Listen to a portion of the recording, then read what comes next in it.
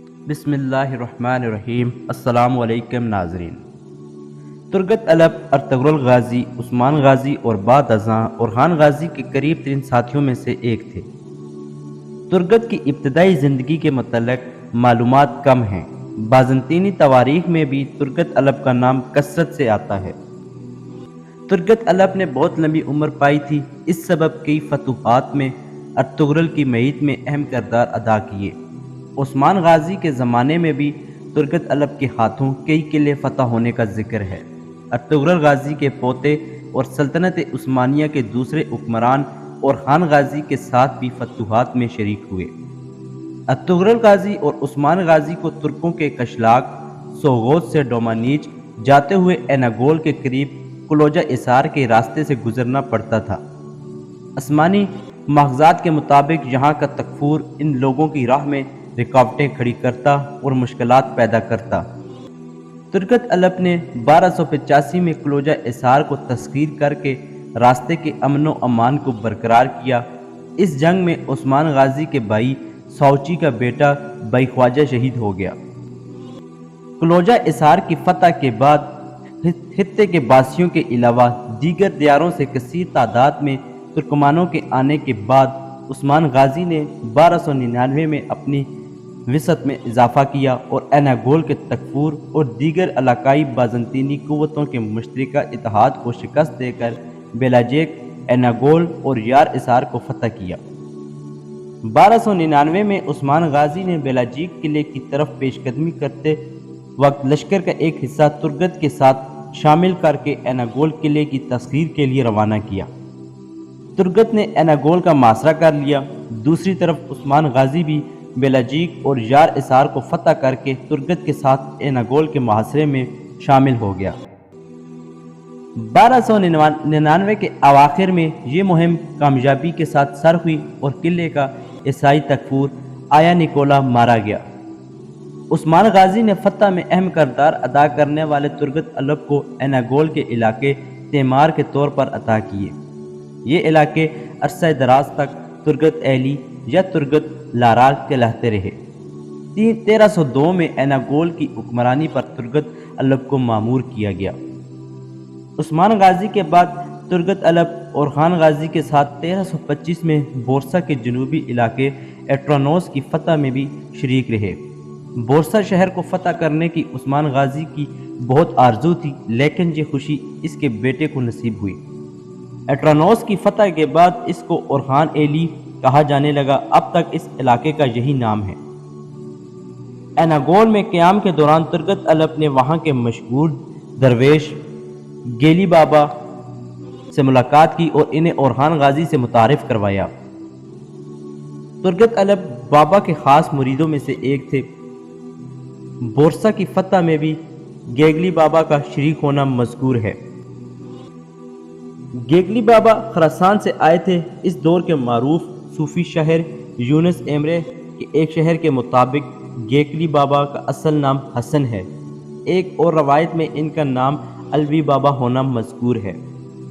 بورسا کی فتح میں ہرن پر سوار ہو کر آنے یا ان کی حیقہ میں ہرن کثیر تعداد میں ہونے کے سبب ان کا نام گیگلی بابا پڑا۔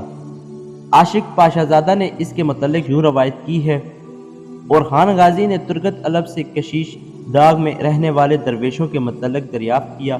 ترگت نے ایک آدمی بھیج کر پیغام دیا۔ یہاں قرب و جوار سے چند درویش تشریف لائے اور مقیم ہوئے۔ ان کے درمیان ایک درویش ہے، کبھی کبھی پہاڑوں کی طرف جاتا اور ہرنوں کے ساتھ کئی روز گزارتا ہے، بہت مبارک شخصیت ہے۔ اورحان غازی حیران ہوا اور کہا، یہ کس کا مرید ہے، اس سے دریافت کریں۔ ترگت نے معلوم کرنے کے لیے گیگلی کے پاس افراد بھیجے۔ گیگلی نے کہا، بابا الیاس کا مرید ہوں، سید ابو الوفا کی طریقت پر۔ یہ سن کر اورحان غازی نے بابا کو اپنے پاس تشریف لانے کی دعوت دی، لیکن گیگلی نے آنے سے انکار کر دیا اور کہا، خبردار اورحان بھی یہاں نہ آئے۔ اورحان غازی یہ پیغام پا کر تشویش میں پڑ گیا اور سوچا کہ کیا سبب ہو سکتا ہے کہ انہوں نے انکار کر دیا اور مجھے بھی آنے سے منع کیا۔ پھر کہا، درویش حضرات صاحب بصیرت ہوتے ہیں، ہر کام کا ایک وقت ہوتا ہے، مناسب وقت پر وہ عمل انجام دیتے ہیں تاکہ ان کی دعائیں بھی مقبول ہو سکیں۔ ناظرین گرامی، ایک روز گیکلی بابا اطلاع دیے بغیر اورحان غازی کے محل میں پہنچ گئے اور اپنے ساتھ لایا ایک چنار کا پودا صحن میں لگا دیا۔ اورحان غازی مطلع کیے جانے پر فوراً وہاں پہنچا اور گیکلی کا لگایا ہوا پودا دیکھا۔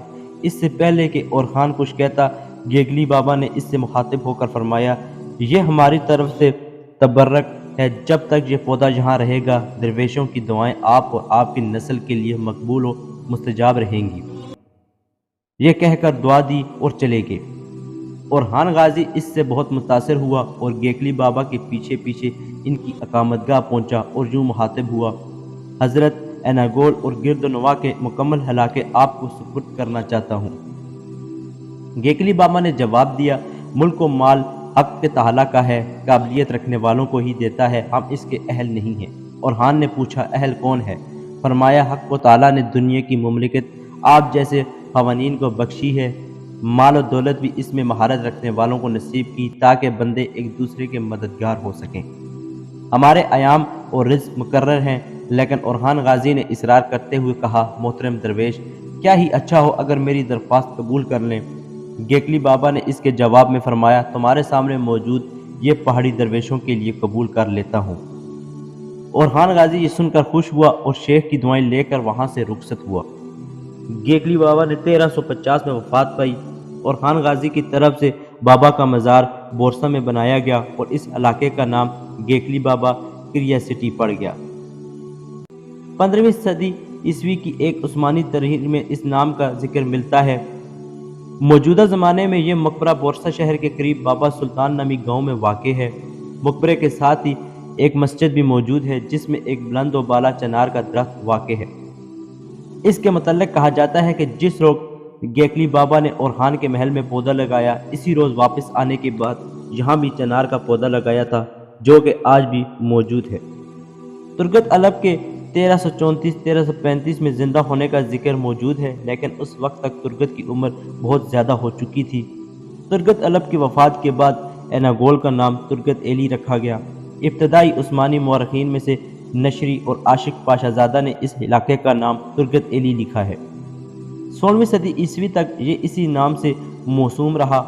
سوگوت میں ارطغرل غازی کے مزار کے باہر واقع باغ میں ترگت الب کے نام کی ایک قبر موجود ہے، لیکن یہ اعزازی قبر ہے۔